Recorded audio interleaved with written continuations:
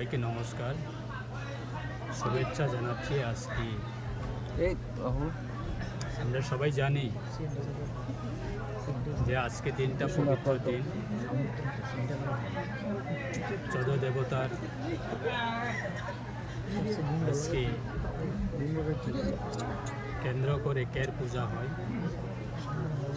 এবং এই কের পূজাকে কেন্দ্র করে আমাদের জনজাতি সম্প্রদায়ের মধ্যে এটা রাস আমল থেকে আমাদের সংস্কৃতি রয়েছে এবং বিশেষভাবে ক্ষত্রিয় সমাজ, জনজাতি সমাজের মধ্যে ক্ষত্রিয় সমাজ রাজতন্ত্র বা রাস আমল থেকে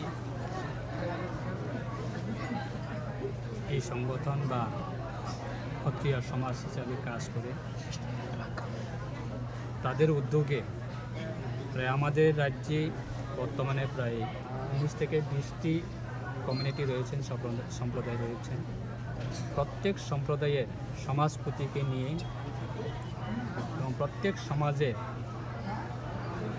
ক্ষত্রিয় বংশকে নিয়ে একদিন ব্যাপীর জন্য কের পূজা, সেটাকে কেন্দ্র করে অনুষ্ঠান রাখা হয়েছে এবং আজকে এই কের পূজা যারা আয়োজক তারা বিশেষভাবে আজকে এই দিনটা প্রধান অতিথি বা উদ্বোধক হিসাবে মহারাজ প্রদীপ কিশোর মানিক উনি থাকার কথা ছিল, কিন্তু বহিরাজ্য ওনার বিভিন্ন কাজ থাকার কারণে উনি আসতে পারেনি এবং রাজমাতা উনি এসেছেন এবং আমাদের রাজ্য সরকারের honourable minister of state Biswajit Debbarma উনিও এসেছেন এবং স্বস্বাস্থ্য জেলা পরিষদের সম্মানিত অনারেবল EM শিকির জমাতিয়া মহোদয় উনিও এসেছেন এবং প্রত্যেক সমাজে নোয়াতিয়া সমাজ, ত্রিপুরী সমাজ, জমাতিয়া হদা, রিয়াং সমাজে বিভিন্ন সমাজের সমাজপতিরাও তারা আজকে অংশগ্রহণ করেছে এবং আমাদের ক্ষত্রিয় সমাজের বিভিন্ন মহারাজরা তারাও উপস্থিত হয়েছেন।